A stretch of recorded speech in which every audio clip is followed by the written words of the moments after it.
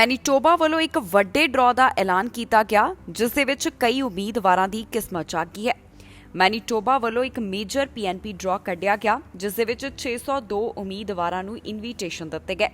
Manitoba ਵੱਲੋਂ ਇਸ draw ਦਾ ਐਲਾਨ ਸਤੰਬਰ 2 ਨੂੰ ਕੀਤਾ ਗਿਆ, ਜਿੱਥੇ ਮੈਨੀਟੋਬਾ ਪ੍ਰੋਵਿੰਸ਼ੀਅਲ ਨੋਮੀਨੀ ਪ੍ਰੋਗਰਾਮ ਦੇ ਜ਼ਰੀਏ ਇਨਵੀਟੇਸ਼ਨ ਦਿੱਤੇ ਗਏ ਨੇ। ਦੱਸਣਯੋਗ ਹੈ ਕਿ ਸਕਿਲਡ ਵਰਕਰਸ ਇਨ ਮੈਨੀਟੋਬਾ ਦੇ ਤਹਿਤ 463 ਇਨਵੀਟੇਸ਼ਨ ਦਿੱਤੇ ਗਏ, ਜਿਸ ਦੇ ਵਾਸਤੇ ਘੱਟੋ-ਘੱਟ 445 EOI ਸਕੋਰਸ ਦੀ ਜ਼ਰੂਰਤ ਸੀ।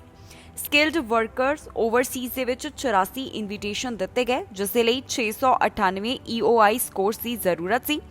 ਇੰਟਰਨੈਸ਼ਨਲ ਐਜੂਕੇਸ਼ਨ ਸਟਰੀਮ ਦੇ ਵਿੱਚ 55 ਇਨਵੀਟੇਸ਼ਨ ਜਾਰੀ ਕੀਤੇ ਗਏ, ਪਰ ਇਸ ਦੇ ਵਿੱਚ ਕੋਈ ਵੀ EOI ਸਕੋਰ ਰਿਕੁਆਇਰਮੈਂਟ ਨਹੀਂ ਸੀ।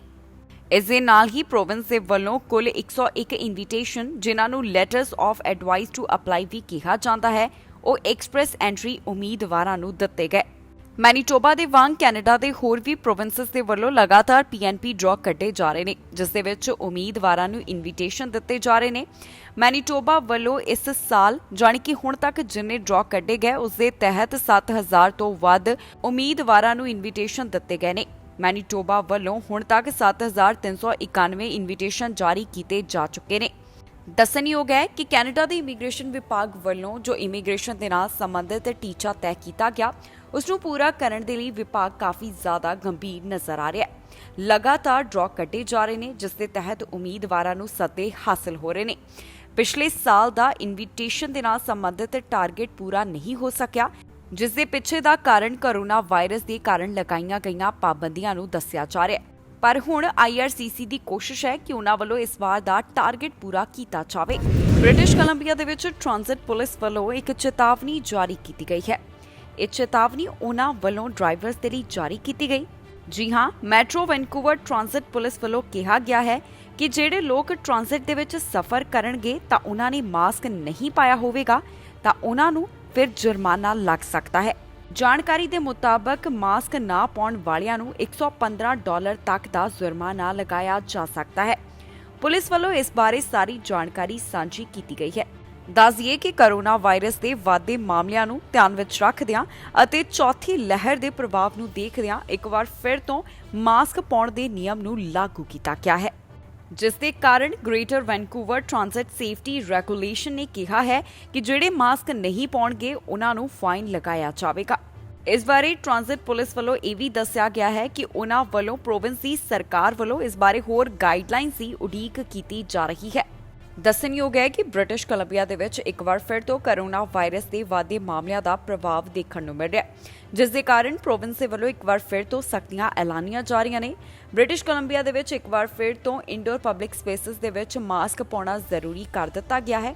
ਇਸ ਦੇ ਨਾਲ ਹੀ ਸੂਬੇ ਦੇ ਵੱਲੋਂ ਵੈਕਸੀਨ ਪਾਸਪੋਰਟ ਸਿਸਟਮ ਸੰਬੰਧੀ ਵੀ ਐਲਾਨ ਕੀਤਾ ਗਿਆ, ਜਿੱਥੇ ਦੱਸਿਆ ਗਿਆ ਹੈ ਕਿ ਨਾਨ ਐਸੈਂਸ਼ੀਅਲ ਐਕਟੀਵਿਟੀਜ਼ ਦੇ ਵਿੱਚ ਹੁਣ ਕੋਵਿਡ-19 ਵੈਕਸੀਨ ਦੇ ਨਾਲ ਸੰਬੰਧਿਤ ਪ੍ਰੂਫ ਮੰਗਿਆ ਜਾਵੇਗਾ। ਅਮਰੀਕਾ ਦੇ ਰਾਸ਼ਟਰਪਤੀ ਜੋ ਬਾਈਡਨ ਵੱਲੋਂ ਐਲਾਨ ਕੀਤਾ ਗਿਆ ਕਿ ਸਤੰਬਰ 20 ਨੂੰ ਅਮਰੀਕਾ ਵਾਸੀਆਂ ਦੇ ਲਈ ਬੂਸਟਰ ਸ਼ਾਟ ਅਵੇਲੇਬਲ ਹੋਣਗੇ, ਪਰ ਹੁਣ ਇਸ ਬੂਸਟਰ ਸ਼ਾਟ ਨੂੰ ਕਈ ਚੁਣੌਤੀਆਂ ਦਾ ਸਾਹਮਣਾ ਕਰਨਾ ਪੈ ਰਿਹਾ ਹੈ। ਖਾਸ ਤੌਰ ਦੇ ਉੱਪਰ ਜਿਹੜੇ ਅਮਰੀਕਨਸ ਦੇ ਵੱਲੋਂ ਮਾਡਰਨਾ ਵੈਕਸੀਨ ਹਾਸਲ ਕੀਤੀ ਗਈ ਹੈ, ਉਹਨਾਂ ਨੂੰ ਤੀਸਰੇ ਡੋਜ਼ ਦੇ ਵਾਸਤੇ ਇੰਤਜ਼ਾਰ ਕਰਨਾ ਪਵੇਗਾ। ਇਸ ਦੀ ਜਾਣਕਾਰੀ ਆਫੀਸ਼ੀਅਲਸ ਦੇ ਵੱਲੋਂ ਸਾਂਝੀ ਕੀਤੀ ਗਈ ਹੈ।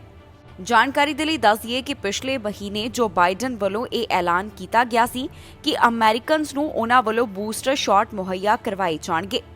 ਉਹਨਾਂ ਦੱਸਿਆ ਸੀ ਕਿ ਜਦੋਂ ਇਸ ਨੂੰ centres for disease control and prevention ਅਤੇ ਨਾਲ ਹੀ ਫੂਡ ਐਂਡ ਡਰੱਗ ਐਡਮਿਨਿਸਟ੍ਰੇਸ਼ਨ ਦੀ ਮਾਨਤਾ ਮਿਲ ਜਾਵੇਗੀ, ਉਸ ਤੋਂ ਬਾਅਦ ਹੀ ਅਮਰੀਕਨਸ ਨੂੰ ਇਹ ਬੂਸਟਰ ਸ਼ਾਟ ਲਗਾਇਆ ਜਾਵੇਗਾ।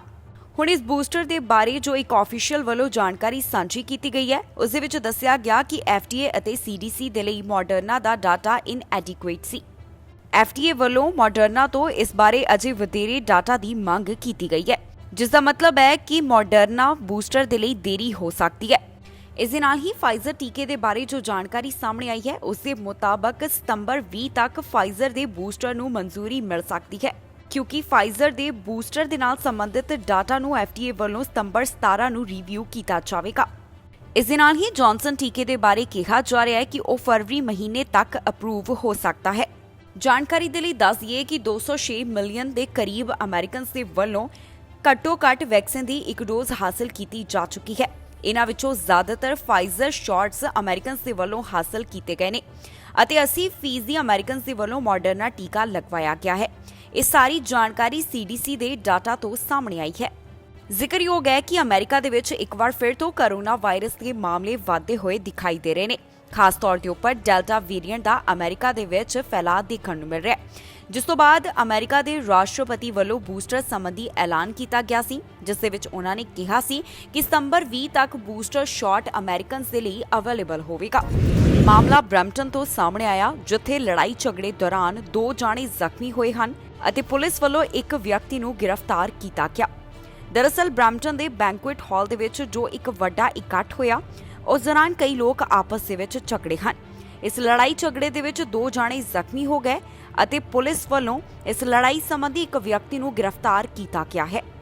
ਪੀਲ ਰੀਜਨਲ ਪੈਰਾਮੈਡਿਕਸ ਦੇ ਵੱਲੋਂ ਇਸ ਘਟਨਾ ਸੰਬੰਧੀ ਜਾਣਕਾਰੀ ਸਾਂਝੀ ਕੀਤੀ ਗਈ ਹੈ, ਜਿੱਥੇ ਉਹਨਾਂ ਨੇ ਦੱਸਿਆ ਕਿ ਉਹਨਾਂ ਨੂੰ ਬੈਂਕੁਏਟ ਹਾਲ ਦੇ ਵਿੱਚ ਬੁਲਾਇਆ ਗਿਆ ਸੀ। ਜਦੋਂ ਘਟਨਾ ਵਾਲੀ ਥਾਂ ਦੇ ਉੱਪਰ ਪਹੁੰਚੇ ਤਾਂ ਉਹਨਾਂ ਨੇ ਦੇਖਿਆ ਕਿ 2 ਜਾਣੇ ਜ਼ਖਮੀ ਸਨ। ਇਸ ਬਾਰੇ ਜਾਣਕਾਰੀ ਸਾਂਝੀ ਕਰਦਿਆਂ ਦੱਸਿਆ ਗਿਆ ਕਿ ਇੱਕ ਵਿਅਕਤੀ ਨੂੰ ਹਸਪਤਾਲ ਦੇ ਵਿੱਚ ਭਰਤੀ ਕਰਵਾਇਆ ਗਿਆ। ਇਹਨਾਂ ਦੋਹਾਂ ਦੇ ਵਿੱਚੋਂ ਇੱਕ ਵਿਅਕਤੀ ਨੂੰ ਮਾਮੂਲੀ ਸੱਟਾਂ ਆਈਆਂ ਸਨ ਅਤੇ ਇੱਕ ਗੰਭੀਰ ਰੂਪ ਦੇ ਵਿੱਚ ਜ਼ਖਮੀ ਹੋਇਆ। ਜਾਣਕਾਰੀ ਦੇ ਮੁਤਾਬਕ ਜਦੋਂ ਐਮਰਜੈਂਸੀ ਕ੍ਰਿਊਜ਼ ਇੱਥੇ ਪਹੁੰਚੇ ਨੇ ਤਾਂ ਉਹਨਾਂ ਨੇ ਦੇਖਿਆ ਕਿ ਇੱਥੇ ਵੱਡੀ ਗਿਣਤੀ ਦੇ ਵਿੱਚ ਲੋਕ ਇਕੱਠੇ ਸਨ। ਇਸ ਬਾਰੇ ਪੁਲਿਸ ਵੱਲੋਂ ਇਹ ਵੀ ਜਾਣਕਾਰੀ ਦਿੱਤੀ ਗਈ ਹੈ ਕਿ ਉਹਨਾਂ ਵੱਲੋਂ ਇਸ ਘਟਨਾ ਸੰਬੰਧੀ 2 ਜਾਣਿਆਂ ਨੂੰ ਹੱਥਕੜੀਆਂ ਲਗਾਈਆਂ ਗਈਆਂ ਨੇ, ਜਿਸ ਦਾ ਮਤਲਬ ਹੈ ਕਿ ਪੁਲਿਸ ਵੱਲੋਂ ਉਹਨਾਂ ਨੂੰ ਗ੍ਰਿਫਤਾਰ ਕੀਤਾ ਗਿਆ ਹੈ।